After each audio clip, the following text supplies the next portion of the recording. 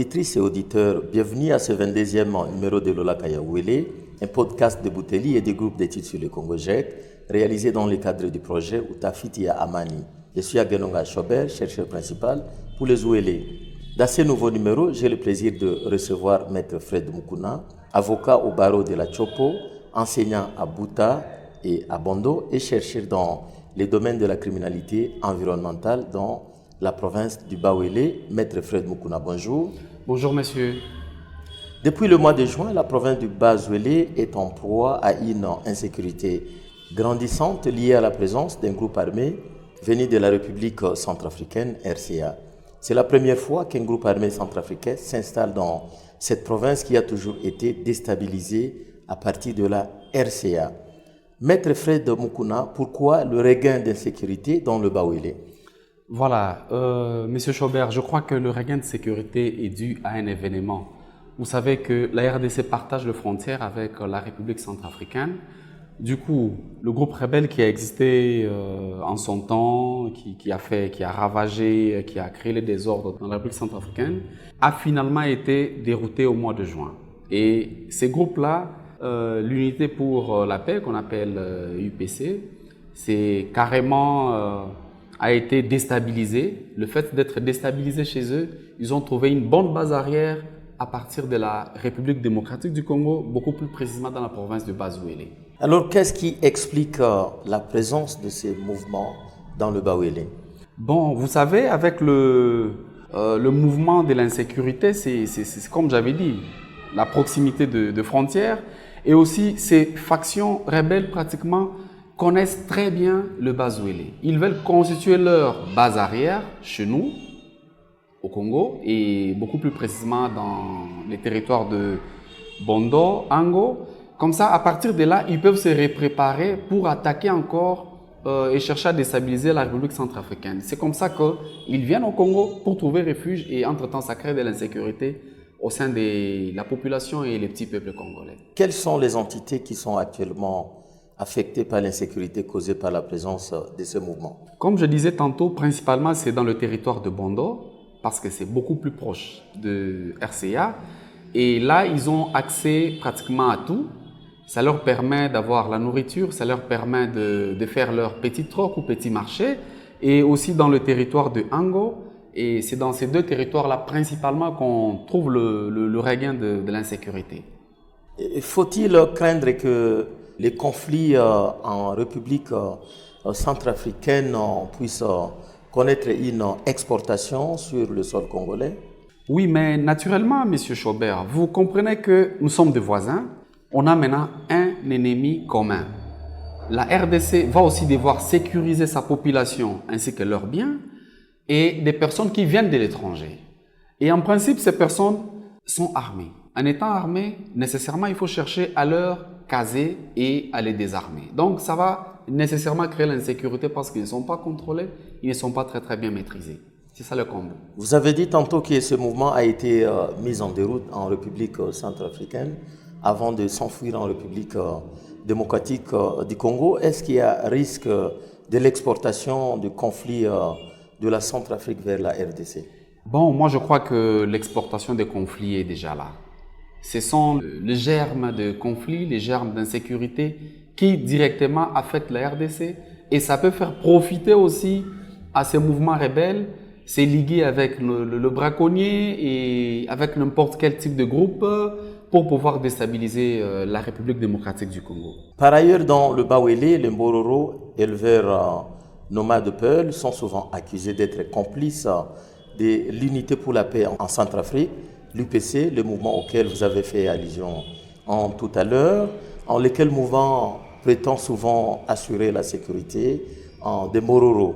La présence de l'UPC ne risque pas d'aggraver les tensions communautaires dans une province où la cohabitation est déjà fragile entre les Mbororo et les communautés locales? D'abord, il faut dire que ces mouvements rebelles ou ces groupes armés, c'est pratiquement constitué des tribus proches aux Mbororo, qui sont pratiquement des éleveurs. Alors que parmi ces éleveurs, tous ne sont pas criminels, tous ne sont pas dans les activités liées aux armes. Alors, leur présence fait que ça puisse créer le désordre. Et entre-temps, ils ont aussi le frère. Ce sont leurs frères avec qui ils vivent de l'autre côté. Alors, comme ils se retrouvent ici, le Mbororo, généralement, ont des taxes à payer à leurs frères, ce groupe de rebelles. Et en même temps, ceux qui ne payent pas, parmi leurs frères, ont du mal à pouvoir trouver la paix. Donc, du coup, ça affecte directement les territoires que je venais de citer il y a quelques instants. Vous avez dit tantôt que dans cette région, il y a des armes légères, des armes à feu qui circulent. Est-ce que les Mbororo en détiennent également? Il faut dire que les Mbororo ont toujours des armes. On ne dit pas tout le Mbororo. Parmi eux, on trouve ceux qui ont des armes.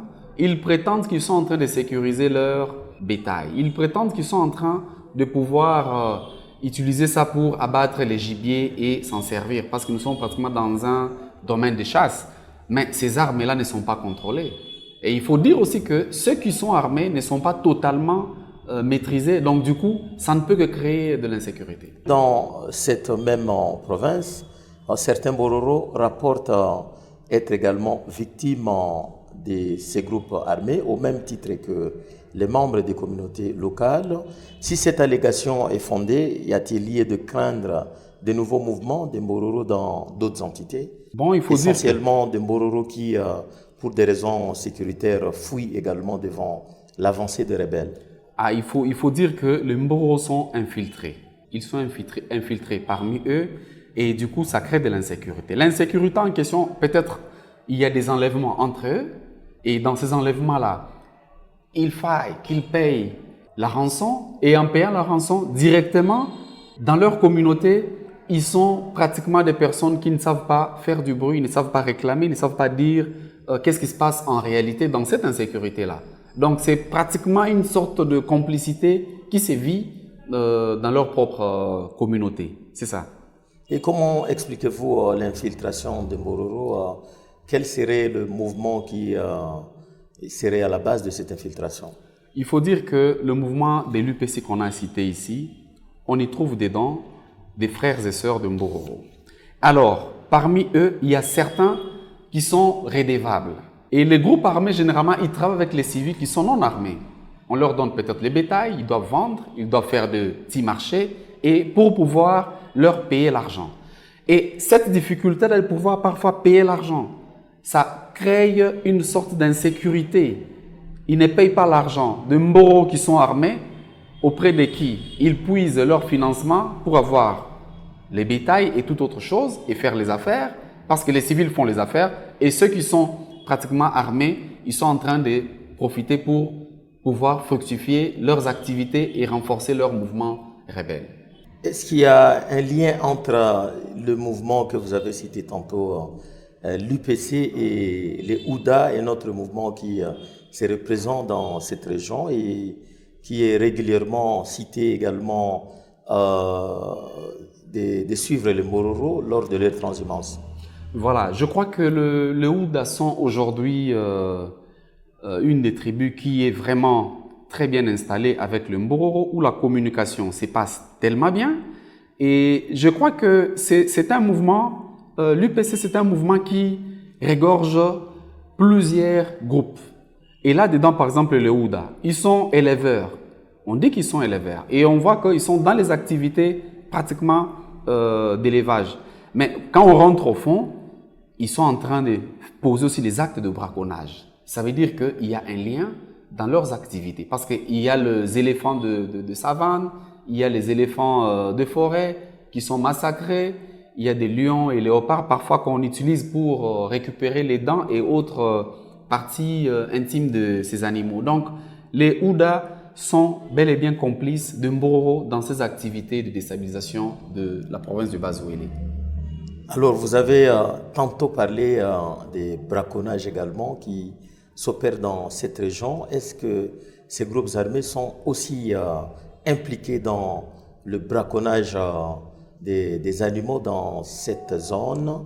Et si oui, quelles sont les régions qui sont l'objet de ces braconnages, ou quelles sont les aires protégées qui subissent les effets de ce braconnage? Voilà, il faut dire que nous sommes vraiment déjà dans un domaine de chasse. Le domaine de chasse de Bili Ouélé a plus de 60 000 hectares et c'est directement vers la frontière avec le RCA.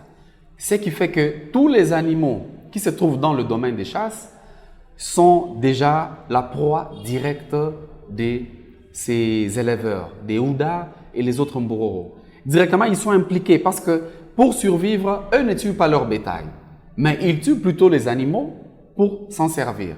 Donc, leur activité est liée directement aux armes qu'ils possèdent devers leurs mains. Donc, il y a lieu de comprendre que la zone est déjà bien ciblée, c'est le domaine de chasse de Bili ou Willy. Et ce domaine de chasse n'est pas sécurisé par les éco-gardes? Voilà, ce domaine de chasse est tellement vaste. C'est pratiquement un territoire, c'est pratiquement 2 pays. C'est plus grand même que le Rwanda. C'est tellement vaste que les éco-gardes ne suffisent pas. Et leur appui ou encore leur financement n'est pas suffisant pour pouvoir couvrir tout le domaine de chasse et ça ne donne pas l'opportunité de pouvoir protéger la faune ainsi que la flore de cette zone.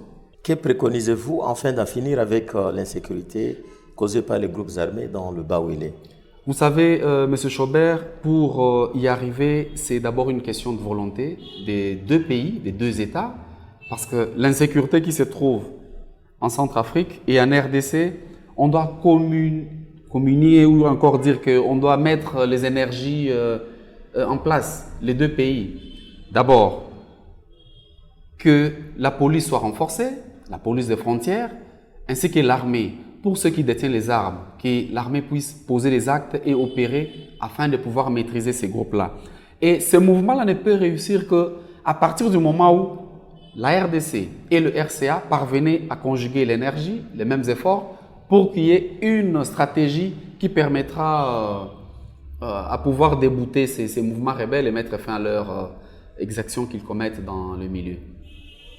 Donc, il n'existe pas un mécanisme de coopération militaire entre la République démocratique du Congo et la République centrafricaine? Bon, il faut dire que la MONUSCO avait eu quand même un mandat en RDC pour pouvoir maintenir la paix. Et il faut aussi dire également qu'en République centrafricaine, il y a également une mission des Nations Unies qui a le même mandat que la RDC. Je crois que les 2 missions des Nations Unies en Centrafrique et au Congo démocratique peuvent déjà, à partir de là, pouvoir trouver un terrain d'attente. Comment est-ce qu'ils peuvent mener les opérations et au Congo et en Centrafrique. Et ça va permettre aussi l'appui maintenant des États pour pouvoir stabiliser ces mouvements. Mais il faut dire qu'il n'y a pas encore les accords bilatéraux entre ces 2 pays, sauf erreur de notre part, mais je ne pense pas qu'il y ait déjà un accord dans ce sens-là pour pouvoir stabiliser ces domaines de chasse. Maître Fred Mukuna, merci pour votre participation à ce nouveau numéro de Lola Kayawele, un podcast de Bouteli et du groupe d'études sur le Congo GEC, présenté dans le cadre du projet Utafitia Amani. Je rappelle que vous êtes avocat au barreau de la Chopo, enseignant à Bouta et à Bando et chercheur dans le domaine de la criminalité environnementale dans le Bawele. Et c'est la fin de ce 22e numéro de Lola Kayawele. Auditrices et auditeurs, merci de l'avoir suivi. Je vous retrouve bientôt pour le prochain numéro de Lolaka Yaouele. Au revoir.